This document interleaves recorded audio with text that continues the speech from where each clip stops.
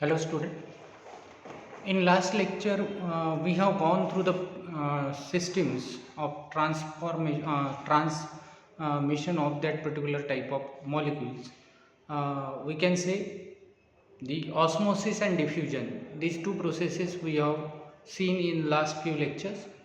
In today's lecture we are going to start the new topic, that is the plasmolysis.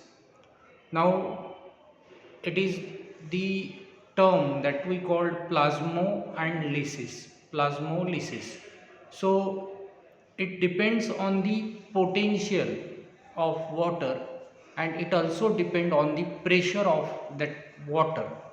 So on the basis of these two concepts, the osmotic pressure and the diffusion or the osmosis, we can say there will be a different types of situations which occurs in a plant cell or even in a living cell. So what are that situation? Now as we know that there is a different types of solution available for the living organism. Say for example, the solution which is having the pH more than 7, sometimes the solution having the pH less than 4, or we can say less than 7, and sometimes the neutral solution is also there. So there will be a different number of solutions available to the organism in the environment. Say for example, we are looking for the bacterial cell, we are looking for the plant cell. There will be a different conditions where the different solutions are available for the plant. Sometimes the pH of that solution is less than 7, greater than 7, or sometime it will be a 7. So depending on this availability of solution, there will be a three different conditions that we called isotonic solution, hypotonic solution, and hypertonic solution. These are the these are the three different solutions based on the availability of their pH, or it is related to the pH. Now here you can see this one is the parameter, having suppose the beaker, okay, and in the beaker we have added a cell. Say for example, a plant cell we have added to the water. No water released from cell, no water enter to the cell. So there will be a hardly any exchange of the water molecule. Means not a single drop will come throughout the cell, or not a single drop is added to the cell. So the cell remain as it is in that particular solution. So solution, we can say suppose water. So what we conclude from this? We can say that the potential of the inner side of that cell is having the equal potential of the outer side of the cell. So we are talking about the potential of water. So water potential is having the equal in outer and external side of the cell, then this condition will occur. There is no any flow of water from external side to the inside and from internal side to the external side. So this solution is known as isotonic solution, when the concentration of solution is similar to that of internal cell solution or internal cell concentration.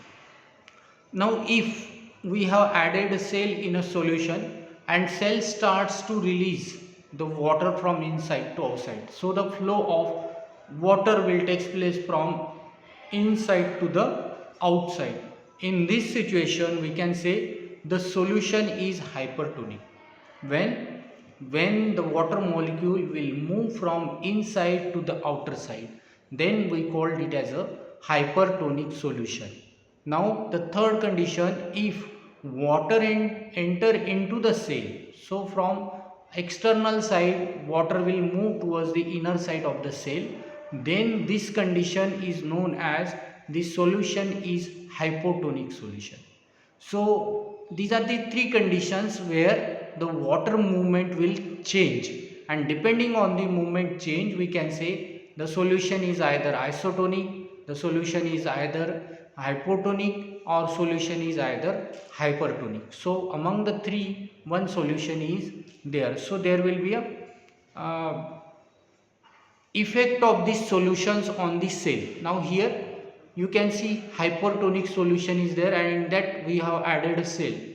When after some times we observe this cell under microscope, it looks like this particular situation as given in A, where the water molecule will move from internal side of the cell towards the outer side of the cell, so that what happens, the cell will become plasmolized. So this type of cell is known as plasmolized cell. Now in second condition, where the isotonic solution is there, there is no any flow of water from inside to the outside and from outside to the inside, so the cell remain as it is. So it is known as the, suppose a flaccid cell, and it remains as it is for a longer duration. Now the third condition is there, the cell is added to the hypotonic solution, where the cell starts to become a turgid, and it will increase the size, and it will attain the maximum size of that particular cell, and it will starts to burst. So this is nothing but the three condition: plasmolysis, flaccid condition, and turgid condition, depending on the type of solution. Hypertonic solution is there. When we add the cell to the hypertonic solution, that particular cell become plasmolized.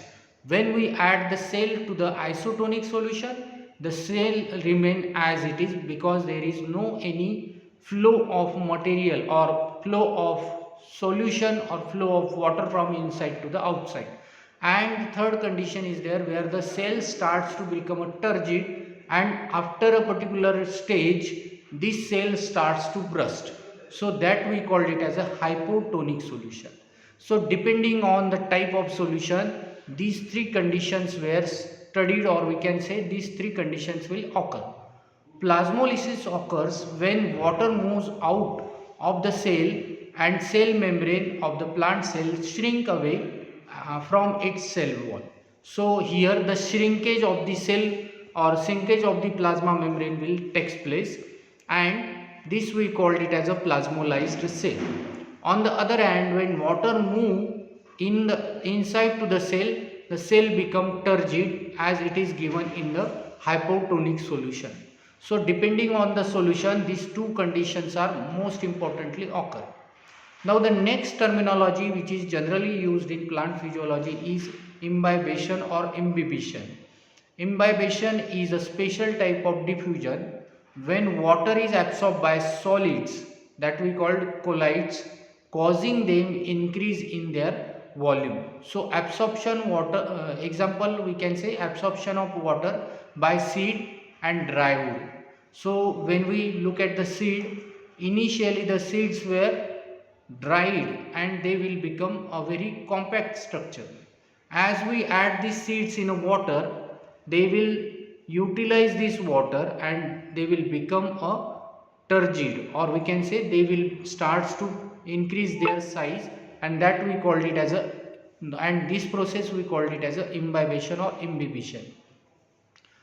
Now moving to the again our topic, that long distance transport. Again before starting this, we can take a look towards the discussed point. Up till now we have discussed the 4 points. One, we have discussed the diffusion, we have also gone through the osmosis, then we have seen the plasmolysis, and the last terminology which we discussed, that is the imbibition or imbibition. Now these 4 terminologies, or we can say these 4 processes, are the most important phases or processes which takes place in short transport of water molecule. Means within the cell or within 2 cells, the movement of water will take place through these processes, and due to this process we can say that short transportation of water will occur in the plant molecule. Say for example root hairs are there, so the root hairs will consume or absorb the water, then it is given to the cell, and again from this cell it will given to the other cell. Likewise, cell to cell movement or within a two cell movement of water molecule will takes place, and this will done with the help of osmosis, with the help of diffusion, with the help of imbibition, with the help of plasmolysis. So these are the processes depending on the different types of situation. Say for example, concentration of water is also important thing in this particular processes. Then the water potential is important, then solute structure is important, then solution type is important. So all these different types is having the influence on these processes that we call osmosis, diffusion, plasmolysis and imbibition. So here we stop with the discussion of these four types.